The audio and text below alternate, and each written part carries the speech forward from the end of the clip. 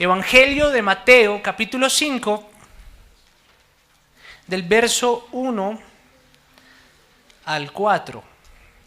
Y dice la palabra de Dios: y cuando vio las multitudes, subió al monte. Y después de sentarse, sus discípulos se acercaron a él. Y abriendo su boca, les enseñaba diciendo: bienaventurados los pobres en espíritu, pues de ellos es el reino de los cielos. Bienaventurados los que lloran, pues ellos serán consolados. Vamos a orar antes de empezar la exposición. Señor, Espíritu Santo de Dios, haz algo maravilloso en nuestras vidas por medio de este sermón. Haz algo grande y extraordinario en nosotros, tal y como lo hiciste con tus discípulos que escucharon estas palabras. Haz algo grande y extraordinario con nuestras vidas, tal y como lo hiciste con los primeros lectores de este evangelio. No queremos menos que eso. No queremos solo conocimiento. No queremos solamente aprender algo nuevo. Queremos ser transformados por esta tu palabra. Así que Espíritu Santo de Dios, como un hombre débil, como un hombre pecador, yo me presento delante de ti para que hoy la gloria de tu palabra repose sobre ti. Que seas tú, Espíritu Santo, tomando esta escritura y atravesando nuestros corazones con esta espada de doble filo. Que tú puedas redarguirnos a través de la escritura. Que seas tú, Señor, no yo, no nosotros. Alabado sea tu nombre. Amén y amén. Entonces, como lo dijo mi esposa hace un momento, continuamos con la serie del Sermón del Monte. Y al empezar este sermón, nos encontramos con una de sus secciones más populares, que es la sección de las bienaventuranzas. Y hace 8 días tuvimos la oportunidad de ver la primera bienaventuranza, la cual encontramos en el versículo 3, que dice: bienaventurados los pobres en espíritu, pues de ellos es el reino de los cielos. Ahora recordemos por un momento qué significa ser pobres en espíritu. Ser pobre en espíritu significa reconocer nuestra bancarrota espiritual. Un pobre en espíritu es aquella persona que se da cuenta que no tiene nada que ofrecerle a Dios para que Él lo apruebe. Es aquella persona que se da cuenta de que no hay nada más valioso en el mundo que el Señor. Es aquella persona que se da cuenta que debe doblegar su orgullo ante el Señor y también ante los demás. Eso, en resumidas cuentas, es lo que significa ser pobre en espíritu. Y habiendo dicho eso, el día de hoy vamos a ver la segunda bienaventuranza, la cual está muy relacionada con la bienaventuranza que acabo de resumir, y es la que encontramos en el versículo 4, que dice: bienaventurados los que lloran, pues ellos serán consolados. Ahora, cuando vemos este versículo, hay una aparente contradicción al principio de este texto. No sé si usted pudo notarla. Yo voy a leerle la Nueva Versión Internacional y vamos a ver si de pronto usted puede identificar esa pequeña contradicción que hay ahí. Dice la versión NBI: dichosos los que lloran. En nuestro lenguaje común eso sería algo como: felices los infelices, o alegres los tristes. Eso no tiene mucho sentido aparentemente, ¿verdad? Para el mundo, esto es algo completamente ilógico, no tiene sentido.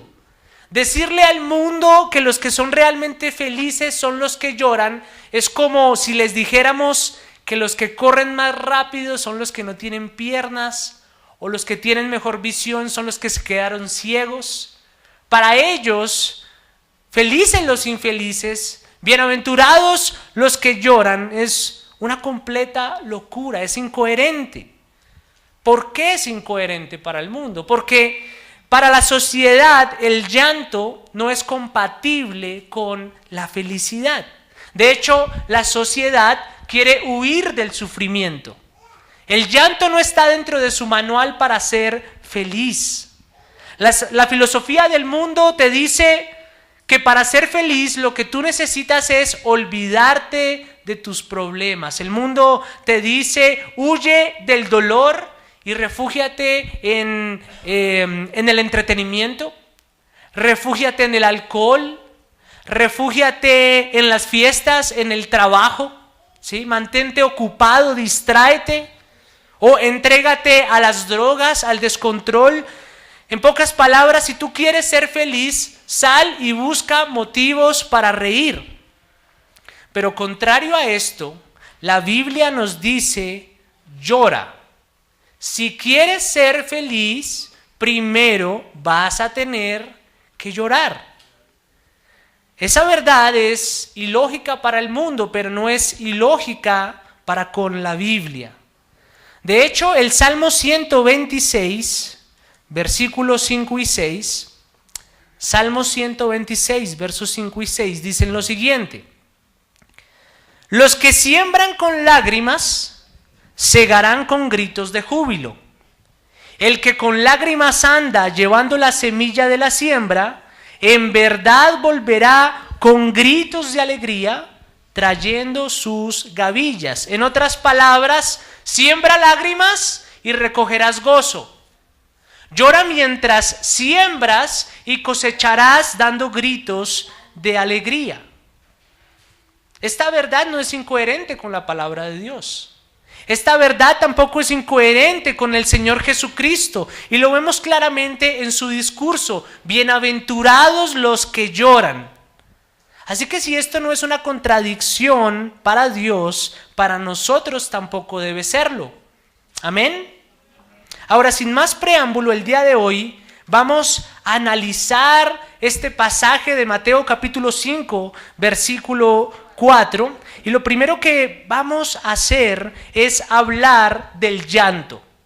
Vamos a hablar del llanto que Cristo menciona aquí. Eso es lo primero que vamos a ver en esta mañana. Y en segundo lugar, vamos a hablar del consuelo que se nos describe al final del versículo.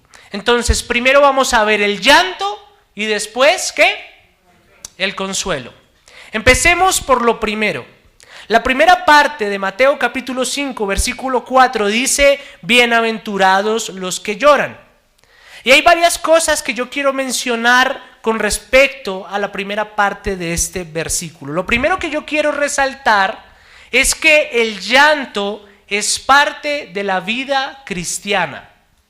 El llanto es parte de la vida cristiana.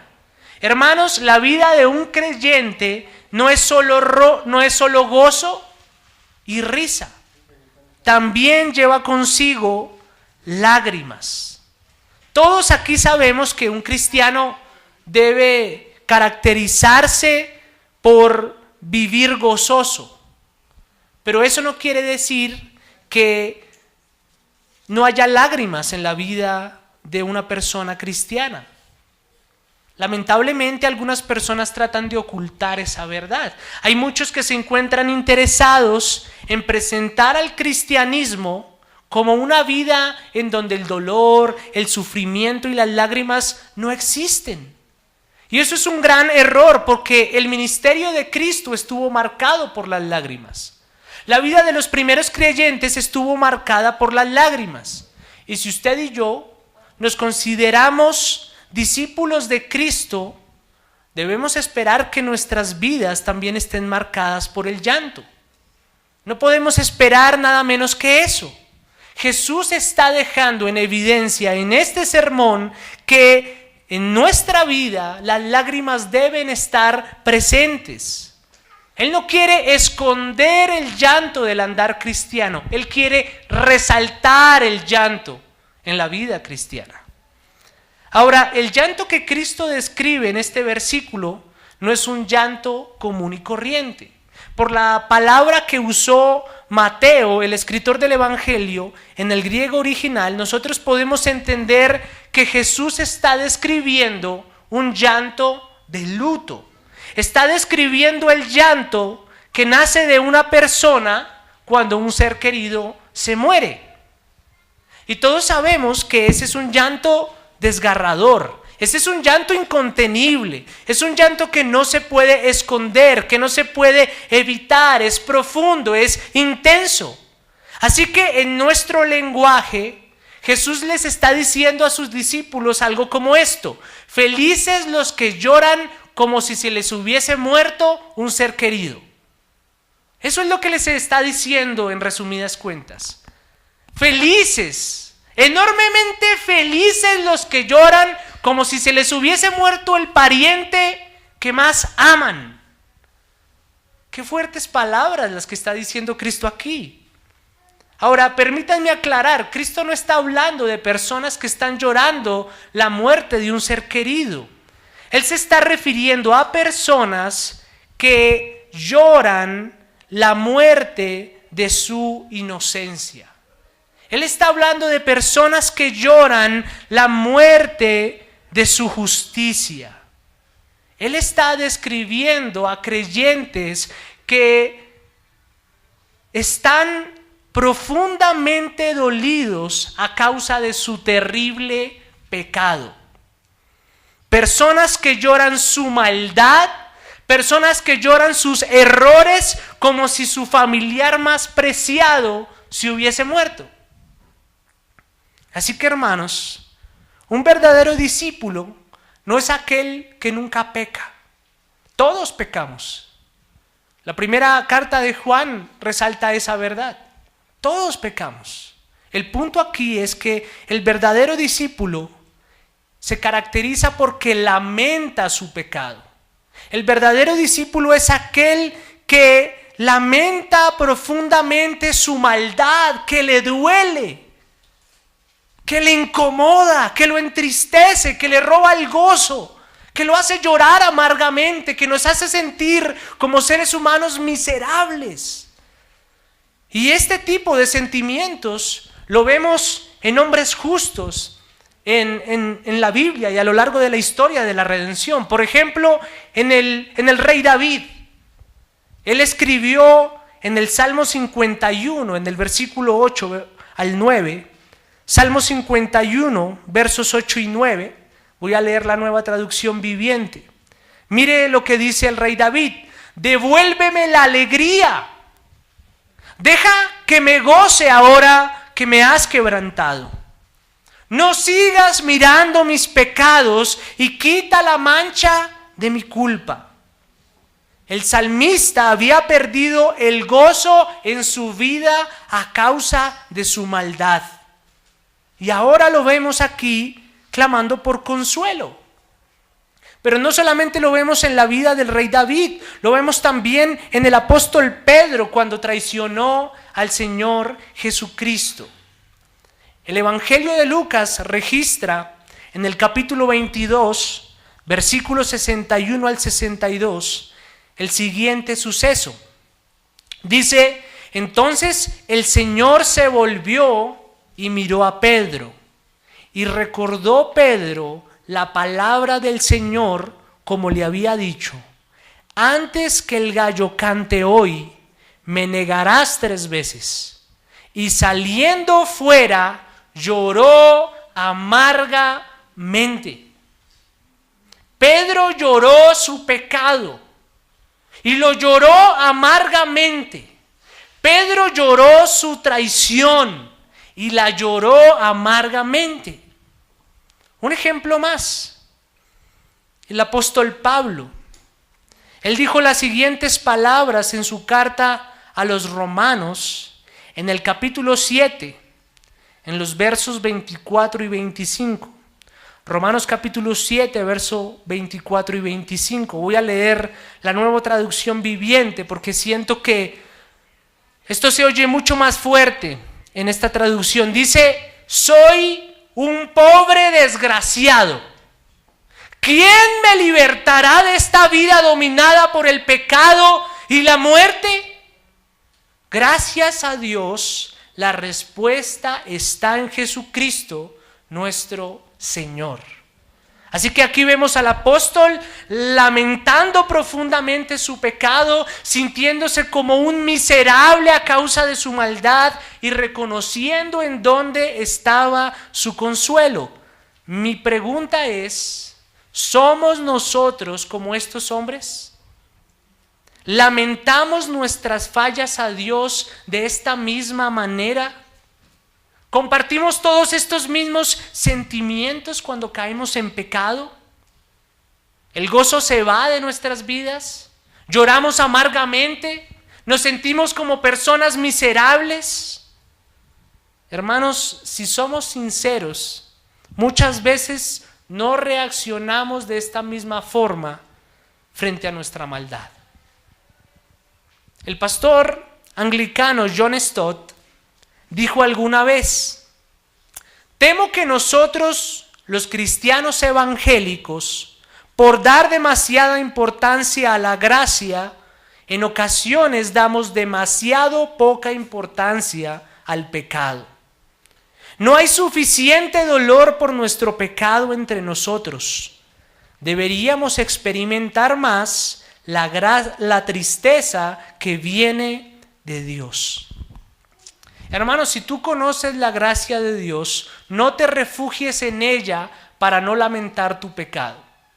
Si tú eres una persona que piensa: la gracia de Dios me ha salvado, ya no hay condenación para mí, por lo tanto ya no tengo nada que lamentar, si peco no importa porque no voy a perder mi salvación. Si tú piensas de esa manera, tú no has entendido la gracia.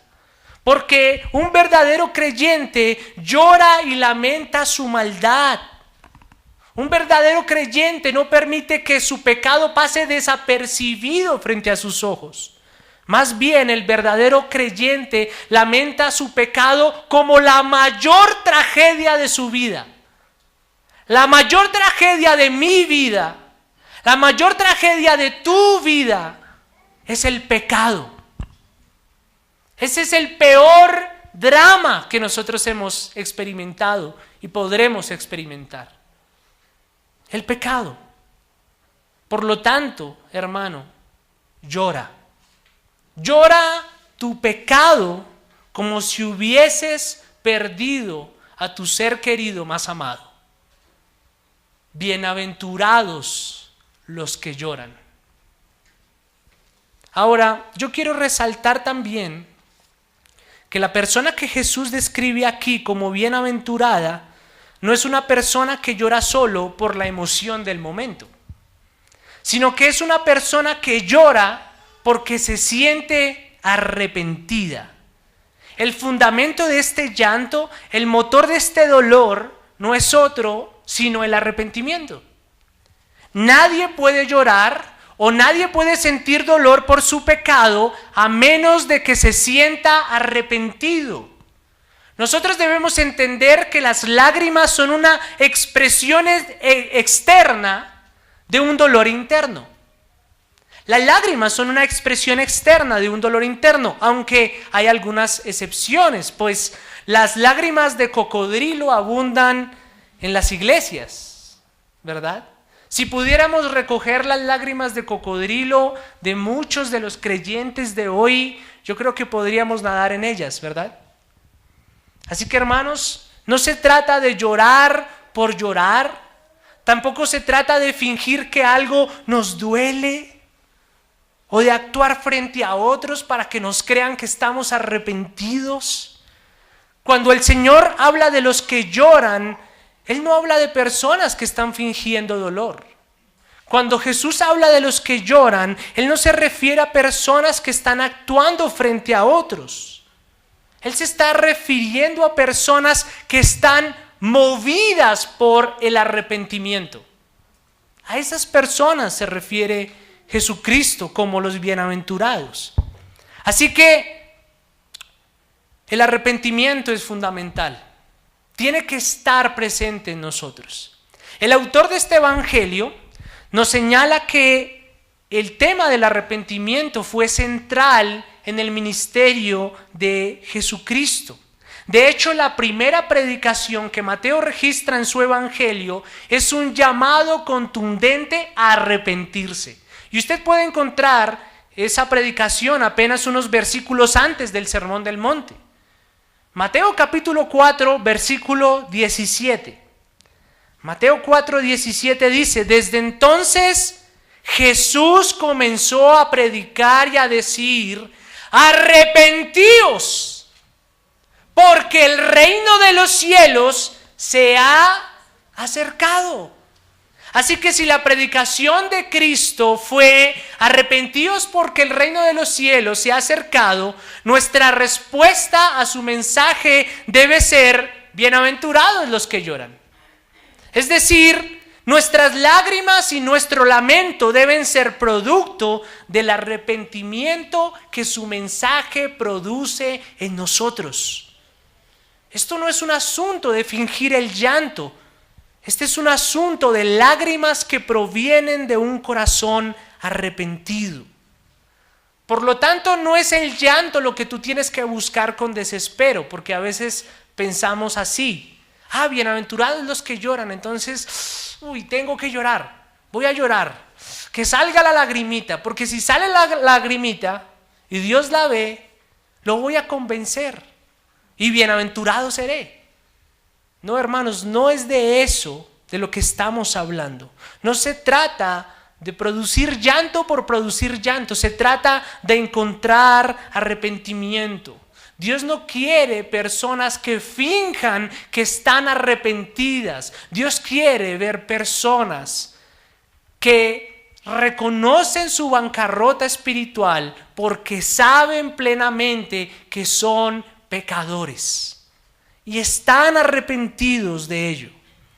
Mi pregunta es: ¿te has arrepentido?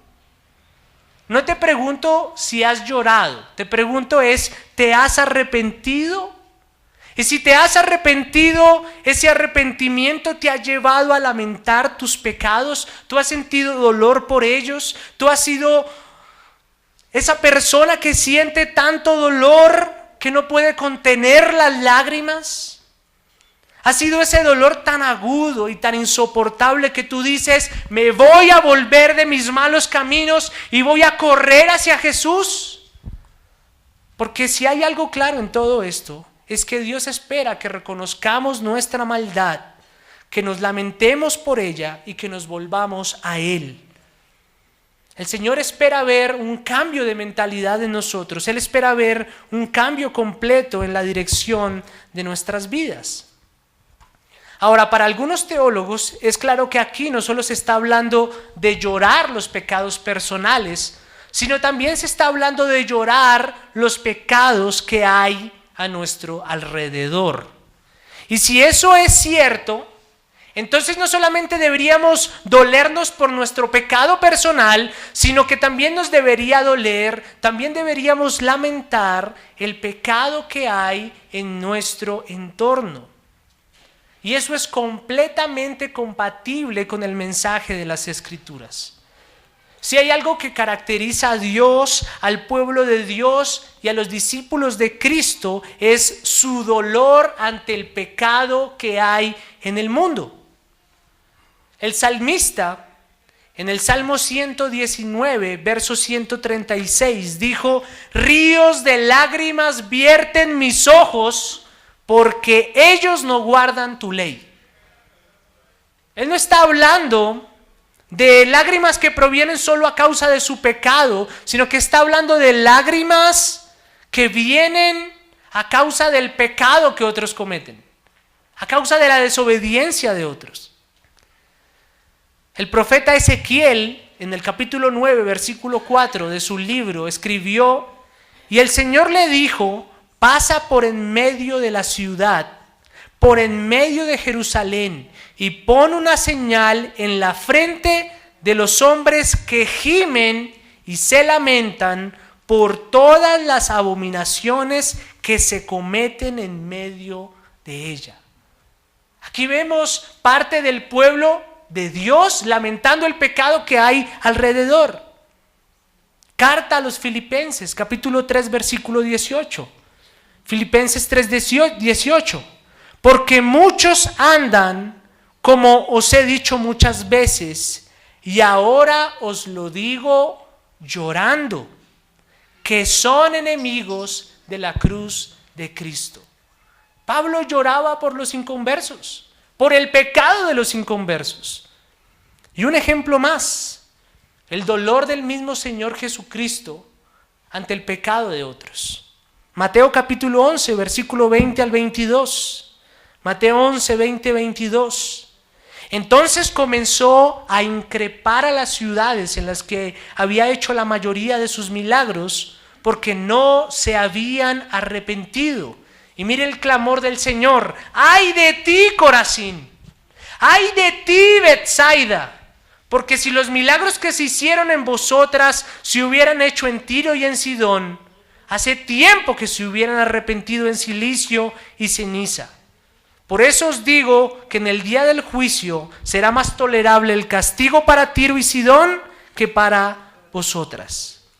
Así que aquí vemos a David, vemos a ciudadanos del pueblo de Dios, vemos al apóstol Pablo y al mismo Señor Jesucristo lamentando el pecado que hay a su alrededor. Mi pregunta es: ¿somos nosotros como estos hombres? ¿Somos nosotros como el mismo Señor Jesucristo que lamentan el pecado de la sociedad? ¿O somos como aquellos que celebran la maldad? Y piense en esto por un momento. Yo quiero hacerles algunas preguntas, y no es con el fin de juzgarlos, sino que es con el fin de que analicemos nuestro corazón. Cuando aparece un comentario de doble sentido en televisión, ¿a usted le da risa? O de pronto cuando usted escucha un chiste verde en su trabajo, o en su colegio, o en su universidad, ¿usted lo aplaude? ¿Usted se ríe? ¿Usted de pronto se divierte viendo lo que el mal de otros ocasiona en otras personas? Por ejemplo, la policía no tiene buena reputación en nuestro entorno, pero si usted ve un video en donde le están pegando a un policía, o en donde un policía se cae y hace el ridículo de pronto, ¿usted se ríe de esas cosas? ¿Usted se deleita en eso que ve, en esa maldad que otros le hacen? Y yo quiero preguntarle, ¿usted cree que esas cosas son dignas de reírse? ¿Son dignas de deleite?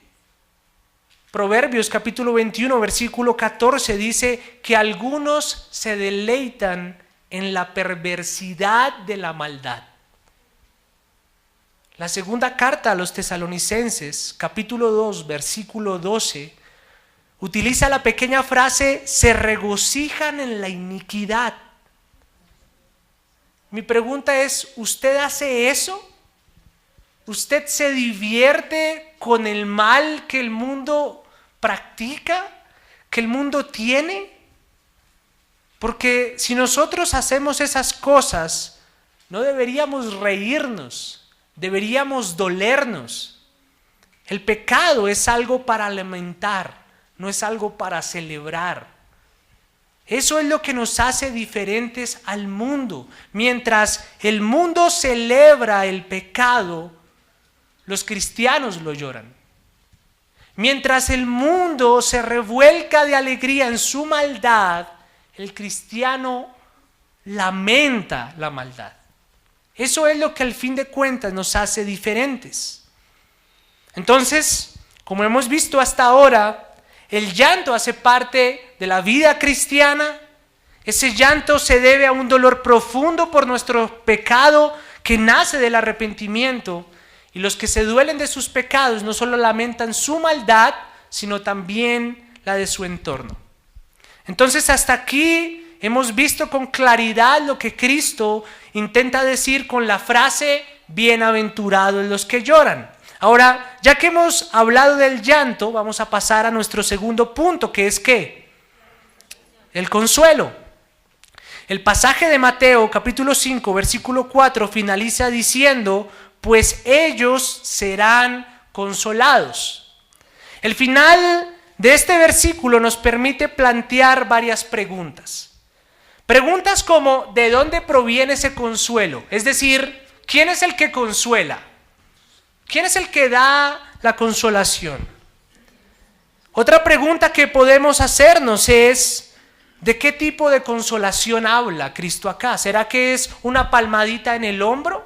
¿Será ese tipo de consolación? ¿O será de pronto una frase como ánimo, no te rindas, tú eres un campeón, no desistas, naciste para vivir en victoria, adelante? ¿Será ese tipo de consuelo del que Cristo habla acá? Bueno, vamos a hablar primero de la fuente del consuelo y después de qué tipo de consuelo es este. Con respecto a la fuente, uno de los objetivos de Mateo al escribir este evangelio es mostrarnos a Jesús como el Mesías esperado. Y uno de los oficios de Jesús como Mesías es el de consolar a los afligidos. Si usted ve Isaías capítulo 61, versículo 1 al 3, Isaías 61 del 1 al 3, yo quiero que usted escuche muy bien estas palabras, porque aquí Isaías está hablando acerca de Cristo. Él dice, el Espíritu del Señor Dios está sobre mí, porque me ha ungido el Señor para traer buenas nuevas a los afligidos.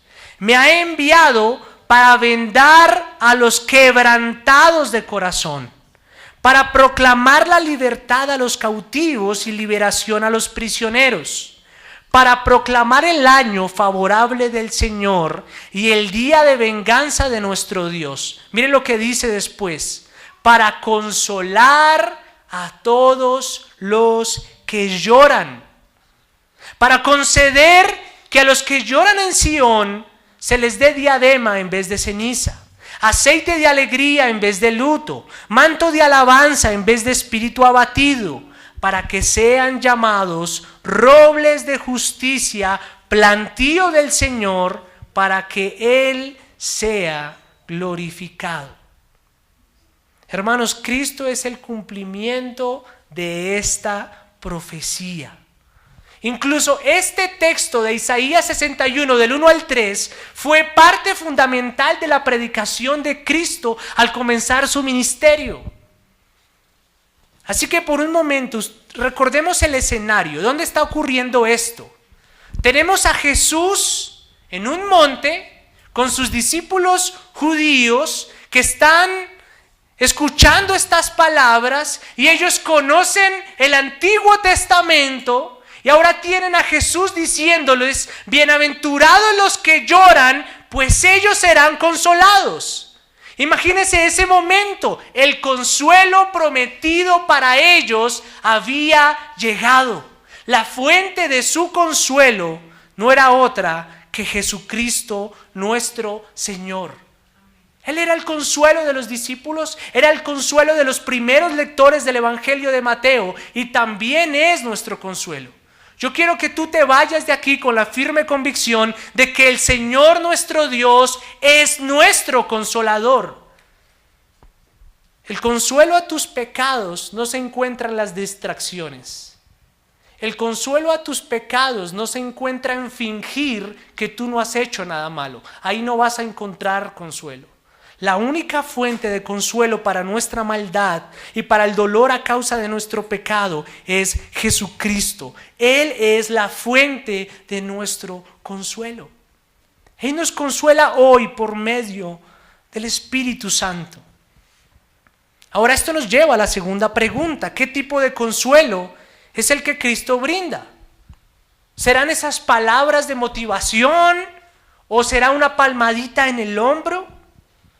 Bueno, el consuelo que se describe aquí es el único tipo de consuelo que podría calmar nuestro dolor por el pecado. Y eso no es otra cosa sino su maravilloso perdón. Dios perdona a los arrepentidos. Eso es un gran consuelo. El Señor no es indiferente cuando nosotros venimos a Él con un corazón contrito y humillado. El rey David registró en el Salmo 51, versículo 17, lo siguiente. Salmo 51, 17. Los sacrificios de Dios son el espíritu contrito. Al corazón contrito y humillado, oh Dios, no despreciarás. Dios no desprecia el corazón de los pobres en espíritu. Dios no desprecia los corazones en bancarrota espiritual. Dios no desprecia los corazones contritos y humillados. Por lo tanto, hermanos, nuestro Dios concede consuelo a los que buscan su ayuda. Váyase de aquí con la firme idea de que su perdón, el perdón de Dios, es nuestro consuelo y es nuestro gozo. El perdón de Dios es nuestro consuelo y es nuestro gozo. Ahora, yo creo que usted ya se aprendió bien la bienaventuranza. Bienaventurados los que lloran, porque recibirán consolación o serán consolados. Ahora, voy a leerle el Salmo 32, versículo 1 y 2. Salmo 32, 1 y 2. Y mire cómo se conecta este salmo con la verdad que estamos estudiando. Cuán bienaventurado es aquel cuya transgresión es perdonada, cuyo pecado es cubierto. Cuán bienaventurado es el hombre a quien el Señor no culpa de iniquidad y en cuyo espíritu no hay engaño. Si usted y yo tenemos la esperanza de la felicidad, es que esa felicidad proviene del perdón que Dios nos concede a causa de nuestro pecado. El pastor John MacArthur dijo: ¿sabe por qué los que lloran están felices? Porque los que lloran por el pecado son los únicos que son perdonados. Los que lloran el pecado son los únicos que son perdonados. ¿Entiende usted la relevancia de esas palabras? Porque aterrícelo un momento a su vida. Si usted no ha lamentado sus pecados, entonces no hay bienaventuranza. Si usted no ha llorado su maldad, entonces usted no ha sido perdonado. Si usted no siente dolor, aflicción, entonces no ha ocurrido nada. El mundo tiene que cargar con esa culpabilidad de manera interminable y sin alivio, pero el cristiano arrepentido encuentra consuelo en el glorioso perdón de Cristo. Ahora, a manera de conclusión, yo quiero hacerles una invitación, y esa es una invitación a llorar. Y cuando me refiero a eso, no me estoy refiriendo que al finalizar todos tengan que llorar por esa invitación. Me refiero más bien a una invitación a arrepentirse. Mientras el mundo te invita a reír, Dios quiere invitarte a llorar tus pecados. Dios quiere y anhela que te arrepientas, y lamentes tu maldad. Porque aquellos que ríen cuando tienen que llorar, aquellos que se alegran cuando tienen que lamentar su pecado, van directo al castigo eterno. Dice el Señor Jesucristo en el Evangelio de Lucas, capítulo 6, versículo 25. Lucas 6, 25. ¡Ay de vosotros los que ahora reís! Porque os lamentaréis y lloraréis. Dios nos llama al arrepentimiento.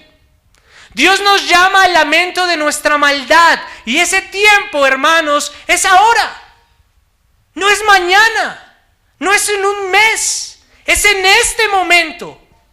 El arrepentimiento es indispensable para la vida cristiana. El comentarista William Barclay dijo: el cristianismo empieza con un sentimiento de pecado. Hermanos, el evangelio demanda arrepentimiento. Por lo tanto, no existe vida cristiana sin lamento por la iniquidad. Nadie puede decir que es cristiano si no se ha arrepentido primero. Ahora, no solo somos llamados a arrepentirnos y lamentar nuestros pecados pasados, también somos llamados a lamentar nuestro pecado presente. El creyente nunca deja de lamentar su pecado. El creyente llora sus pecados de ayer y sus pecados de hoy. El creyente lamenta los errores de hace años y los errores que cometió esta mañana. La diferencia está en que llora con la plena esperanza de que algún día en la eternidad Dios va a enjugar toda lágrima de nuestros ojos.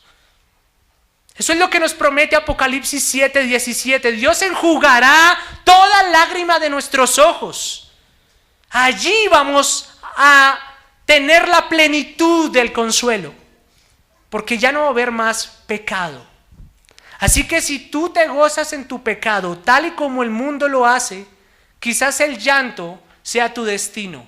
Pero si tú lloras ahora tu pecado tal y como lo hace un creyente, bienaventurado serás por la eternidad, porque tú serás perdonado y no hay mayor consuelo que el perdón de Dios. Y si tu corazón está duro a causa de tu maldad, mira la cruz. Mira lo que tu pecado le hizo a Cristo. Mira cómo tu maldad fue la causa del dolor de Cristo en el madero. Mira lo que la ira de Dios le hizo a su Hijo a causa de nuestro pecado.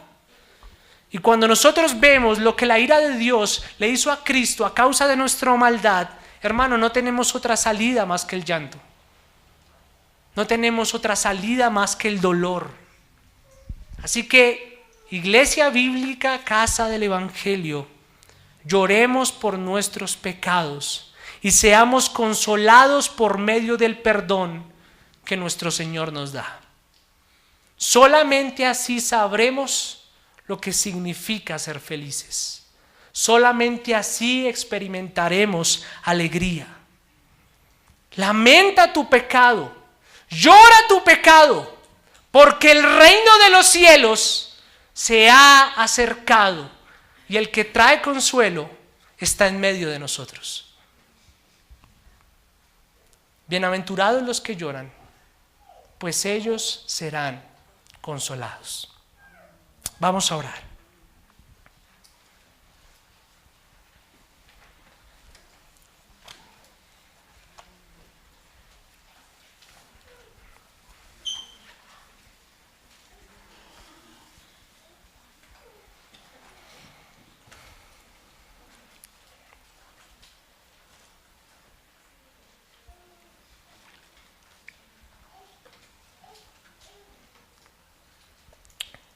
Señor,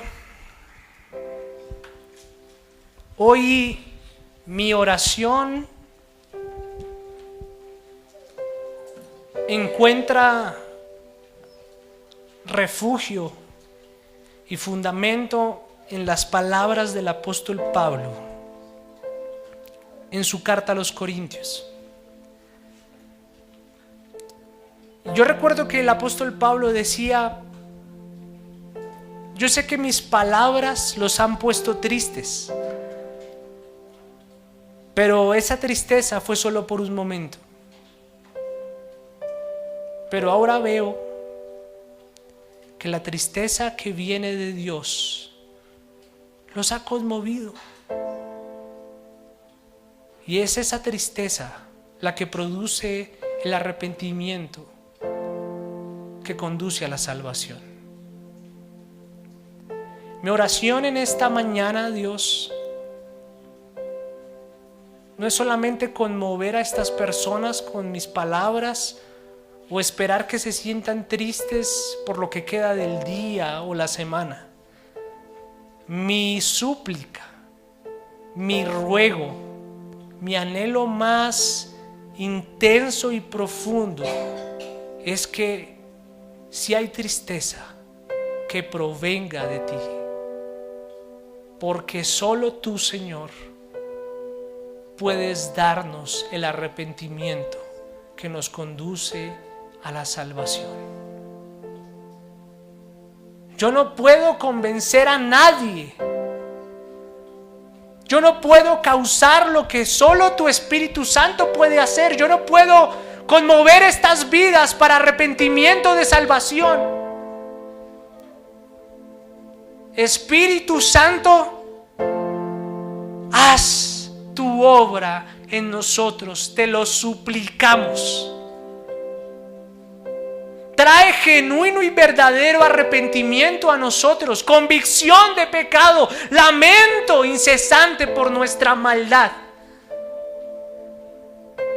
Porque solo tú puedes concedernos lo que nos pides. Pide lo que quieras y concede lo que pides. Y si pides arrepentimiento, concédenos arrepentimiento a nuestros corazones orgullosos, altivos, serenos y pasivos, a nuestros corazones malvados. Oh Dios Todopoderoso, consuela nuestras vidas por medio de una tristeza que pongas en nosotros. Sé tú en nosotros, no las emociones. Sé tú en nosotros, no simplemente la emoción del momento. Sé tú, Espíritu Santo. Hoy reconocemos nuestra pobreza espiritual. Hoy reconocemos que no tenemos una sola obra que pueda salvarnos o consolarnos a nosotros mismos. No existe un solo acto que hayamos hecho que pueda garantizarnos consuelo. Solo tu perdón puede garantizarnos consuelo. ¿A dónde iremos, oh Señor, a buscar consuelo si nuestro consuelo solo proviene de ti? Solo el Espíritu Santo puede traer consuelo a nuestras vidas y a nuestro corazón. Tú eres la promesa de nuestro consuelo.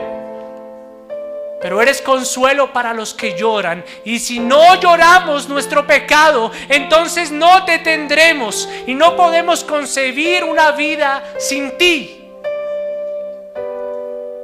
Este es un punto en donde eres tú, es nuestro pecado.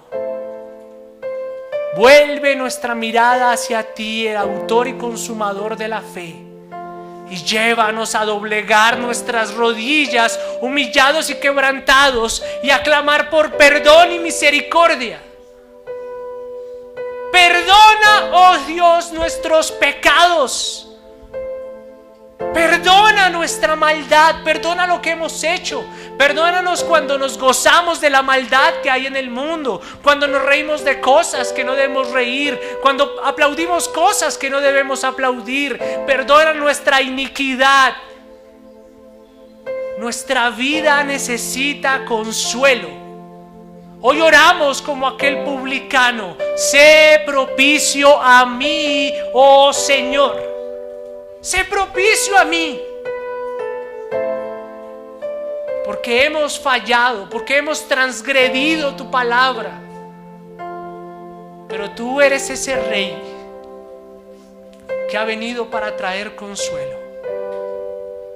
Tú eres ese rey prometido, hijo de David, hijo de Abraham, hijo de Dios, que ha venido a consolar a los que lloran su pecado.